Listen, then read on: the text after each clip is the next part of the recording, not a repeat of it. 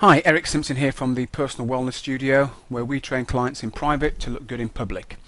This week I'm going to be sharing with you, I believe, what is a very good explanation about the alkaline diet. Now, it is an American presentation by a company called Wellness Works, so it's not my personal presentation, but I believe it's a good one, and I think it's very applicable to the UK market. The areas that are going to be covered during the presentation are acid reflux, bone density, thyroid issues related to weight gain, and how you can test your own acidity levels. So I hope you enjoy listening to this, and as ever, if you do have any questions at all, then please feel free to either contact me via email or Facebook. Enjoy, and I look forward to speaking to you next week. Bye for now.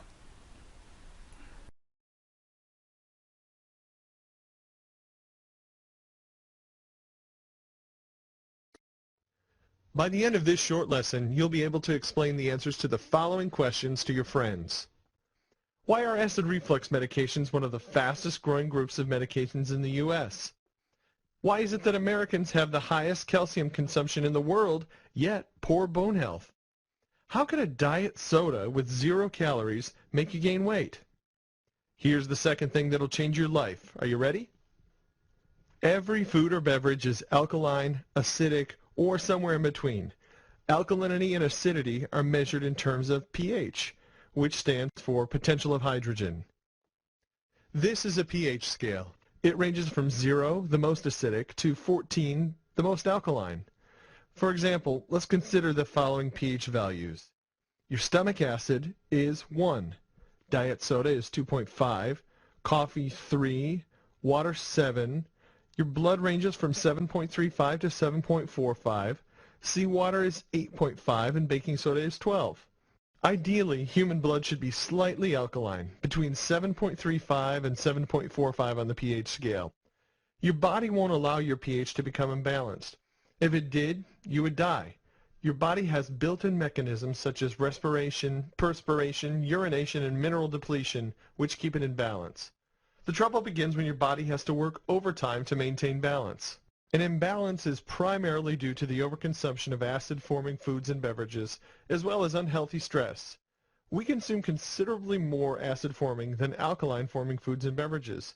We consume too much coffee, caffeine, Sodapop, beer, alcohol, processed foods, fried food, high-fructose corn syrup, sugar, artificial sweeteners, and animal proteins, just to name a few. In addition to our unhealthy food and beverage choices, we live in a world that keeps speeding up, potentially leading to high levels of unhealthy stress, which also increases acidity. Foods and beverages run the gamut of the pH scale. There are a few general rules. Animal products are for the most part acidic. Let's look at ice cream, cheese, yogurt, beef, lobster, chicken, pork, shellfish, venison, and fish. Vegetables and fruits are primarily alkaline. Let's look at snow peas, spinach, tomatoes, lettuce, squash, potatoes, cabbage, broccoli, asparagus, and sweet potatoes. And fruits, let's look at oranges, bananas, grapes, cherries, grapefruit, mangoes, raspberries, watermelons, lemons, and limes. I know you're thinking we got this wrong. Lemons and limes are acidic, right? Well, the classification of whether a food or beverage is acidic or alkaline is based on the effect it has on the body after digestion. For example, lemons are extremely acidic in their undigested form. However, their end product after digestion is more alkaline, making lemons alkaline forming in the body. A simple way to increase the alkalinity of a glass of water is to add a slice of lemon or lime. Let's see where popular drinks fall on the pH scale. We have soda, beer, coffee, alcohol, and tea. And how about water? Well, let's look at distilled water, bottled water, spring water, and mineral water. Another general rule is the more processed the food, the more acidic it will be. However, just because a food or beverage is acidic doesn't mean it's unhealthy. Blueberries and walnuts are both acid-forming foods, but they have tremendous health benefits. It's more important to pay attention to the overall trend. Remember when we said Americans eat a diet rich in acidic foods? Let's examine some typical American meals. How about a burger, French fries, and a soda? Or A steak, baked potato, and glass of wine?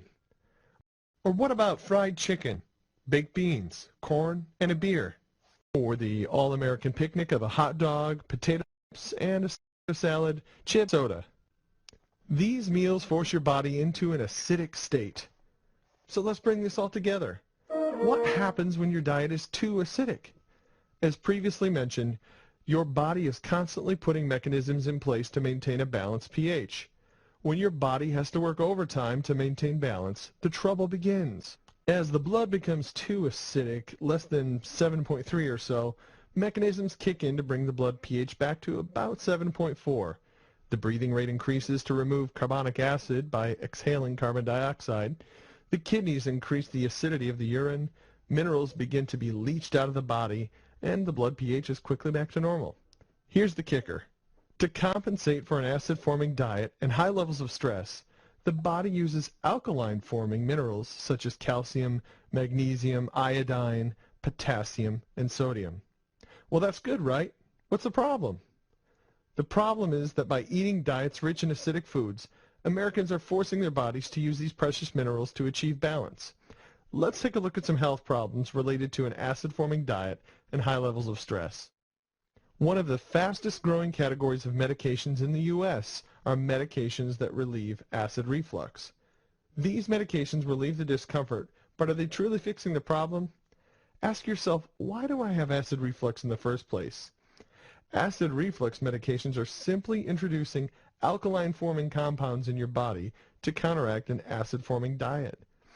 This program has helped many people completely do away with acid reflux medications simply by improving the quality of foods and beverages they consume.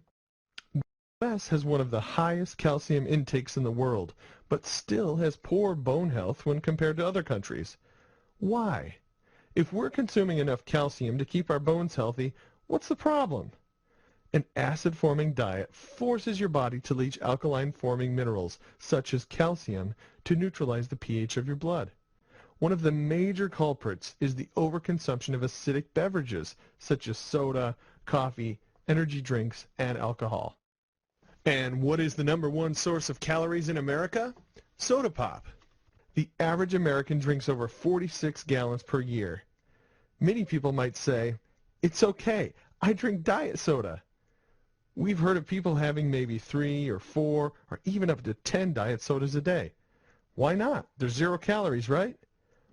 What if the very thing that you thought helps keep weight off actually put weight on? How? Diet sodas, as well as regular sodas, contain phosphoric acid. Phosphoric acid is right next to battery acid on the pH scale. Constantly flooding the body with an acidic beverage, as we now know, results in the leaching of many minerals. We discussed the leaching of calcium, but now let's focus on iodine. Iodine helps support the health of the thyroid gland. Without iodine, the thyroid cannot work properly. One of the main functions of the thyroid is to regulate the body's metabolism. If you have an underproducing thyroid, your metabolism can become sluggish and weight gain can follow. And that's how a drink with 0 calories can cause you to gain weight. So tell me, how do I balance my body's pH? It's simple. 2 things, R&R and proper diet. First, rest and recovery. Take time for yourself. Get more sleep. Take regular vacations and try to get a little downtime each day. Secondly, diet. Consume foods and beverages that have high alkaline levels. Now, there's no need to memorize these foods we presented. In the attachments tab in the upper right, you'll find the food target, which takes the guesswork out of the equation. The food target ranks foods from poor in the outer circle to best in the inner circle. One of the main considerations in developing the food target was the effect the food has on your pH. If you're curious, you can monitor your pH on a regular basis by the use of litmus strips. These may be purchased at most health food stores or pharmacies and measure the pH of your saliva or urine. On a side note, the pH of your saliva and urine should fall between 6.8 and 7.2.